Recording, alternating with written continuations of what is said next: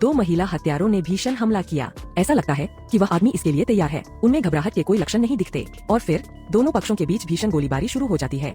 वह आदमी ऐसा दिखावा करता है कि उसकी गोलियां खत्म हो गई हैं। महिला हत्यारे इसके झांसे में आ जाती है। अगले ही पल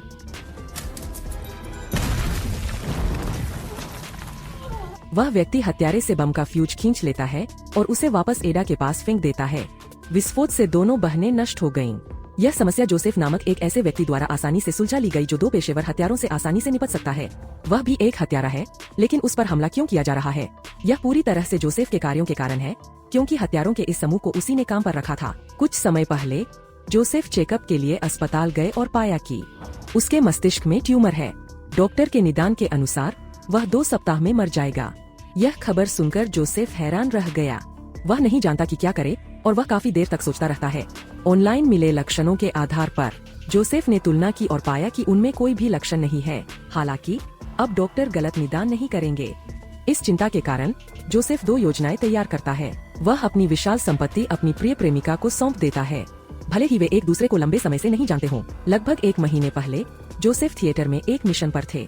दृश्य अत्यंत अराजक था। उस समय मेलिसा भीड़ से बचकर भाग रही थी, तभी वह दुर्घटनावश गिर गई और भीड़ उसे कुचलने ही वाली थी। सौभाग्यवश जोसेफ ने तुरंत कार्रवाई की और उसे बचा लिया। तब से दोनों पर कामदेव की कृपा हो गई है। गहरे प्यार में पड़ना, लेकिन अभी तक उसे उसकी असली पहचान नहीं पता है। वह बड़ी रकम निकालता है, जिससे उसकी प्रेमिका मेलिसा के साथ गलतफहमियां पैदा हो सकती है। इसलिए जोसेफ दूसरा रास्ता सोचता है।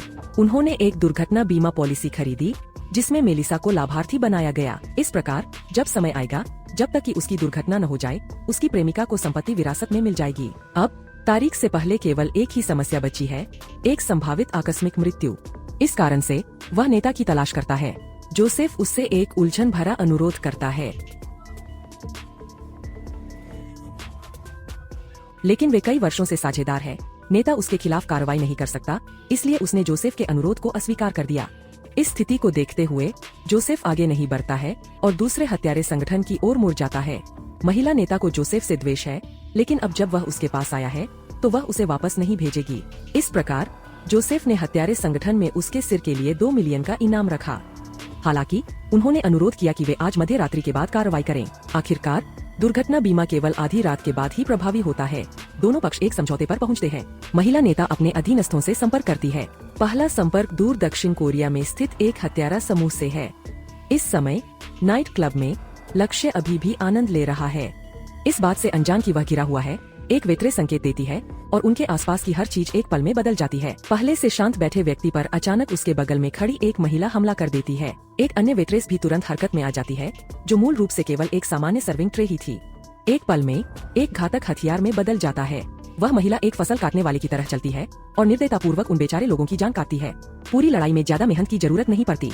बेशक इनाम बहुत बड़ा नहीं है, इसलिए नेता द्वारा 2 मिलियन का इनाम देने की पेशकश को देखने के बाद समूह तुरंत बहुत खुश हो जाता है और साथ ही उन्हें टास्कर मैक्सिको से 2 आदमी मिलते हैं।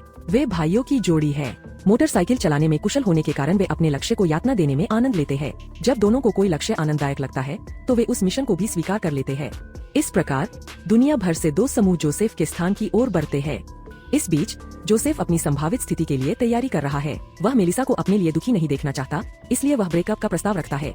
जब वह मर जाता है तो वह अधिक तेजी से आगे बढ़ सकती है, लेकिन इस निर्णय के साथ जोसेफ को घर पर अंदर एक खालीपन महसूस होता है, क्योंकि जोसेफ विचारों में खो जाता है। अचानक उसके फोन पर एक संदेश आया। करीब से जांच करने पर पता चला कि वह उसका चिकित्सक है। जोसेफ को असमंजस की स्थिति महसूस होती है और वह संदेश की जांच करता है, जिससे उसे पता चलता है कि प्रारंभिक निदान गलत था। यह सुनकर यूसुफ को खुशी भी हुई और चिंता भी। वह खुश है कि वह बीमार नहीं है, लेकिन समय को देखते हुए हत्यारे जल्द ही पहुंच जाएंगे। जोसेफ को जल्दी से तैयारी करनी होगी, अन्यथा वह आज रात अवश्य मर जाएगा। हालांकि समस्या यह है कि क्योंकि उसे लगा कि वह मरने वाला है, इसलिए उसने अपने हथियार नदी में फेंक दिए। अब घर में कोई आग्नेयास्त्र नहीं है। जल्द ही दक्षिण कोरियाई हत्यारे जोसेफ के दरवाजे के बाहर आ पहुँचे। गिरोह का नेता शांत रहना पसंद करता है। अंदर वह धूप का चश्मा पहनता है। वह लापरवाही से सिगरेट पीता है और इन क्रियाओं के माध्यम से उसने गलती से फर्श पर एक जाल देखा। यूसुफ के पास स्वयं को प्रकट करने के अलावा कोई विकल्प नहीं है। उन्होंने कहा कि वह हत्या के आदेश को रद्द करना चाहते हैं और जोसेफ नुकसान की पूरी जिम्मेदारी लेने का वादा करता है। हालांकि नेता अपने हत्यारे कैरियर की ट्रॉफी के रूप में जोसेफ का सिर लेना चाहता है। क्योंकि दोनों पक्ष किसी समझौते पर नहीं पहुंच सकते, इसलिए इसका निर्णय केवल ताकत के आधार पर ही किया जा सकता है। क्योंकि लड़ाई शुरू हो चुकी है, गिरोह के नेता को एहसास हुआ कि कुछ गड़बड़ है। उसके 2 अधीनस्थों को जोसेफ ने हरा दिया। प्रतिद्वंद्वी न केवल अपनी गति बनाए रखते हैं, बल्कि लड़ाई जारी रहने पर उनका साहस और भी बढ़ जाता है। उसके अधीन काम करने वाले लोगों को प्रतिद्वंद्वी आसानी से हरा देते हैं, यहाँ तक कि उनका सबसे योग्य सहायक भी 3 चालों से अधिक नहीं टिक पाता। वह एक ही मुक्का से गिर जाती है। जोसेफ शेष बचे नेता की ओर देखता है और सहजता से एक पंक्ति कहता है। नेता तुरंत खंजर निकाल लेता है, लेकिन पृष्ठभूमि संगीत शुरू होने से पहले ही जोसेफ द्वारा उसे मार दिया जाता है। इस प्रकार 5 सदस्यीय हत्यारा दस्ता नष्ट हो जाता है। जोसेफ ने हत्यारों के इस समूह से निपटा है। वह हत्यारे संगठन के नेता को बुलाता है। जोसेफ मिशन रद्द करना चाहता है, लेकिन उनके मन में उसके प्रति द्वेष है।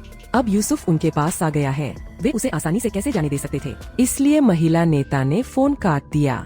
जोसेफ के पास कोई विकल्प नहीं है और उसे सभी हत्यारों को खत्म करना होगा। इस तरह कोई भी दोबारा इस कार्य को करने का साहस नहीं कर सकेगा। जैसे ही वह विचार कर रहा था, 2 मैक्सिकन हत्यारे वहां पहुंचे। उन्होंने अपनी मोटरसाइकिलों का लाभ उठाया और सफलतापूर्वक जोसेफ को वश में कर लिया। लेकिन अप्रत्याशित रूप से दूसरी तरफ का व्यक्ति असाधारण रूप से मजबूत है। जब उसे एहसास होता है कि वह विरोध नहीं कर सकता, जोसेफ अपनी लड़ाई शैली बदलता है। वह गुरिल्ला रणनीति अपनाता है। जोसेफ उनका ध्यान भटकाने के लिए लगातार उन्हें परेशान करता रहता है। वह मोटरसाइकिलों को अपना लाभ उपयोग करने से रोकने के लिए बाधाओं का उपयोग करता है। अंधे स्थानों का फायदा उठाते हुए वह एक हथियार के रूप में एक स्टील पाइप उठाता है। जोसेफ आसानी से मोटरसाइकिल वालों में से एक को मार गिराता है। अपने भाई को मारा गया देख दूसरा मोटरसाइकिल सवार पूरी तरह से पागल हो जाता है। वह अपनी बाइक से जोसेफ की ओर दौड़ता है। जोसेफ अप्रत्याशित रूप से मोटरसाइकिल को दूर लात मार देता है। फिर वह मोटरसाइकिल चुराता है और भाग जाता है। जल्द ही 2 हत्यारा दस्तों के खत्म होने की खबर महिला नेता के कानों तक पहुंच गई। इससे वह बेहद क्रोधित हो जाती है। उसने इनाम की राशि 2 मिलियन से बढ़ाकर 6 मिलियन कर दी। इस खगोलीय इनाम ने वास्तविक शीर्ष स्तरीय हत्यारों को आकर्षित किया। इस बार कुल 4 टीमें हैं।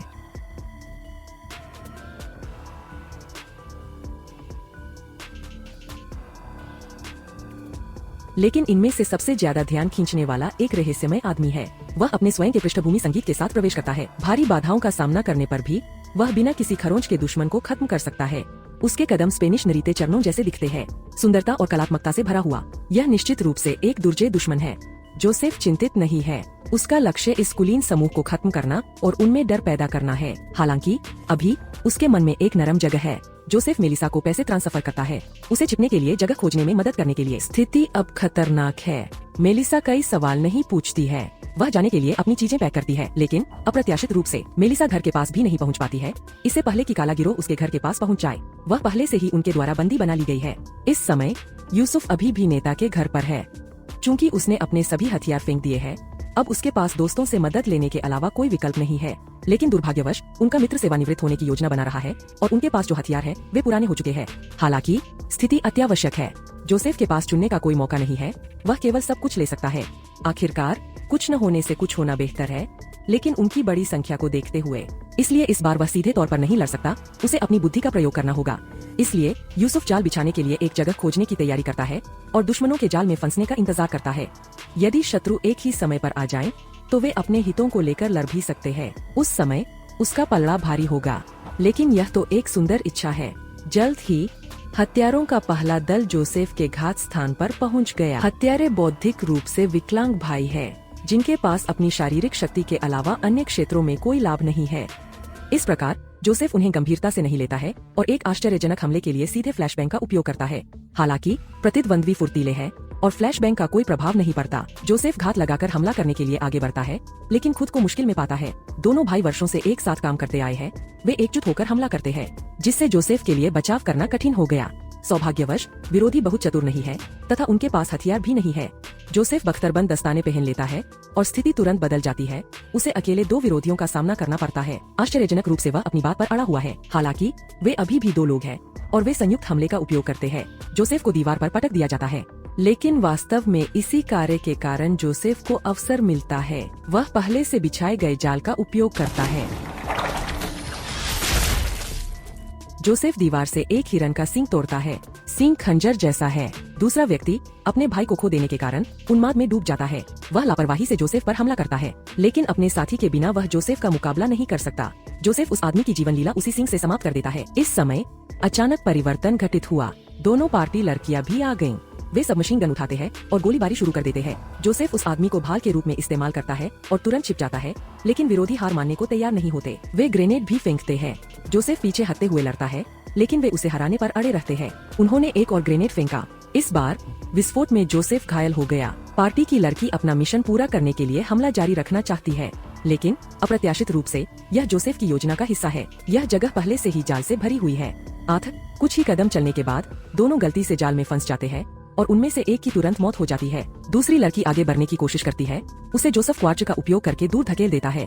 दुर्भाग्यवश वह दूसरा विस्फोटक जाल सक्रिय कर देती है। जोसेफ लगातार हत्यारे दस्तों के 2 बैचों को खत्म कर देता है। वह थोड़ा थका हुआ महसूस कर रहा है, लेकिन जोसेफ को आराम करने का मौका नहीं मिला है। जब रहस्यमय व्यक्ति घटनास्थल पर आता है तो पृष्ठभूमि में संगीत बजने लगता है और वह नाचने लगता है। जोसेफ जानता है कि यह व्यक्ति असाधारण रूप से मजबूत है। वह आक्रमण करने की पहल करता है, लेकिन प्रतिद्वंद्वी एक जूडो विशेषज्ञ है। जोसेफ के तरीके अप्रभावी है और वह अपने प्रतिद्वंद्वी द्वारा फंस जाता है। जोसेफ मुक्त होने के लिए पूरी ताकत का प्रयोग करता है। लड़ाई बहुत तीव्र है। कोई भी दूसरे पर बढ़त हासिल नहीं कर सकता। वे केवल अन्य समाधान तलाश सकते हैं और पास के ब्लेड एक विकल्प बन जाते हैं। इस प्रकार दोनों तलवारें उठाते हैं और एक बार फिर भिड़ जाते हैं। लेकिन इस तरह की हथियार लड़ाई नृत्य करने वाले व्यक्ति की विशेषज्ञता का क्षेत्र नहीं है। अचानक उसे एक विचार सूझा। वह एक सबमशीन गन उठाता है। प्रतिद्वंद्वी की हरकत को देखकर जोसेफ तुरंत अपने द्वारा लगाए गए जाल को सक्रिय कर देता है। जोसेफ नाचते हुए आदमी को उड़ा देता है। हालांकि संकट आते हैं, एक के बाद एक। उसी समय काला गिरोह पहुंचा। उन्होंने मेलिसा को बंधक बना लिया है और वे तुरंत जोसेफ को काबू में कर लेते हैं। उन्हें जाल से भरे महल में प्रवेश करने की आवश्यकता नहीं है। गिरोह के नेता के सिर्फ एक फोन कॉल से ही जोसेफ को बाहर आने के लिए मजबूर होना पड़ता है। वह अपने हाथ से बंदूक फेंक देता है, लेकिन जैसे ही जोसेफ जीवन के बदले जीवन का प्रस्ताव रखते हुए हार मानने ही वाला होता है, अचानक पुनः परिवर्तन घटित होता है। वह अधीनस्थ जो मेलिसा पर नजर रख रहा था, वह महिला द्वारा अप्रत्याशित रूप से मूर्ख बना दिया जाता है। वह शौचालय जाने का नाटक करती है, लेकिन मौके का फायदा उठाकर एक छड़ी पकड़ लेती है। मेलिसा ने माथत को बाहर कर दिया। फिर मेलिसा एक कार का अपहरण कर लेती है और उसे काले गिरोह के नेता की ओर ले जाती है। यह देखकर कि उसकी प्रेमिका ठीक है, दोनों घटनास्थल से चले जाते हैं। वे ज्यादा देर तक गाड़ी नहीं चला पाए। जब मेलिसा अचानक बेहोश हो गई, तो पता चला कि पिछली लड़ाई के दौरान मेलिसा दुर्भाग्य से कंधे में चोटिल हो गई थी। अब उसका रक्त बहुत अधिक बह रहा है और वह कोमा में चली गई है, लेकिन वह बहुत भाग्यशाली है। वहाँ से कुछ ही दूरी पर एक चर्च है। जोसेफ उसे चर्च में ले जाता है। सौभाग्य से मेलिसा की चोटें गंभीर नहीं है और जल्द ही वह जाग जाती है। इस बीच उस महल में जहां यूसुफ ने लड़ाई लड़ी थी, बड़ी संख्या में सशस्त्र सैनिक अंदर घुस आते हैं। वे सभी महिला नेता के अधीनस्थ हैं। उन्होंने मूल रूप से हत्यारों की लड़ाई के दौरान आक्रमण करने और अंत में लूट का माल हड़पने की योजना बनाई थी। हालांकि उन्हें उम्मीद नहीं थी कि ये मूर्ख लोग इतनी जल्दी मर जाएंगे, लेकिन यूसुफ को यहाँ छिपने से रोकने के लिए वे फिर भी तलाशी लेते हैं। लेकिन अप्रत्याशित रूप से यह जाल अभी भी समाप्त नहीं हुए हैं। सैनिकों की एक टीम दुश्मन से मुठभेड़ से पहले जाल से बाहर निकाल ली जाती है। दृश्य पुनः जोसेफ पर आ जाता है और कुछ समय बाद मेलिसा अंततः जाग जाती है। यह सब झेलने के बाद जोसेफ अपनी पहचान न छिपाने का फैसला करता है। वह अपनी प्रेमिका को वह सब कुछ बता देता है जिसका उसे पहले से ही अनुमान होता है, ताकि वह हिंसक प्रतिक्रिया न करे। अचानक जोसेफ को एक अजीब विचार आता है और वह मेलिसा के सामने प्रेम प्रसंग का प्रस्ताव रखता है। आखिरकार वे एक चर्च में है और वहाँ कार्य करने के लिए एक पुजारी भी है। जहाँ तक शादी की अंगूठी की बात है, तो जोसेफ इसके विकल्प के रूप में 2 ग्रेनेड पिन का उपयोग करता है। जैसे ही पुजारी शपथ पड़ता है, विवाह समारोह पूर्णतः समाप्त होने वाला होता है। लेकिन उस क्षण एक अप्रत्याशित घटना घटित होती है। काले गिरोह का नेता घटनास्थल पर पहुंचा। वह पुजारी को गोली मारकर हत्या कर देता है। जोसेफ उसका अगला लक्ष्य है। हालांकि तभी 2 ग्रेनेड चर्च में आ गिरे। सैनिक भी दौड़कर अंदर आते हैं। वे सभी को बाहर निकालने के लिए तैयार है। काले गिरोह का नेता केवल जोसेफ के साथ मिलकर काम कर सकता है। हमलावर सैनिकों का संयुक्त रूप से मुकाबला करना, लेकिन उन्हें इसकी उम्मीद नहीं है। सैनिक कप्तान अत्यंत निर्दयी है। वह अपने आदमियों के जीवन की उपेक्षा करता है और ग्रेनेड का इस्तेमाल करना चाहता है, लड़ाई में दोनों पक्षों को उड़ा देना।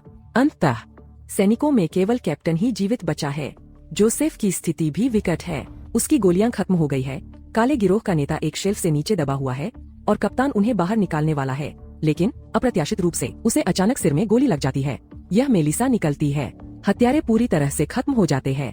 जहाँ तक मास्टरमाइंड महिला नेता की बात है, उसे जोसेफ के नेता ने गोली मार दी है। उसके बाद से कोई भी हत्यारा जोसेफ को फिर से उकसाने की हिम्मत नहीं करता। कहानी के अंत में वह मेलिसा के लिए एक शादी आयोजित करता है। फिल्म समाप्त होती है। एसेसिन्स गेम नवीनतम एक्शन फिल्म है। कुल मिलाकर कहानी जटिल नहीं है, लेकिन लड़ाई के दृश्य रोमांचकारी है। युद्ध के दृश्य तीव्र है, जो दर्शकों को रोमांचित महसूस कराते हैं। कुल मिलाकर यह एक बहुत ही तनाव मुक्त एक्शन फिल्म है, जो आपके खाली समय में देखने के लिए एकदम उपयुक्त है।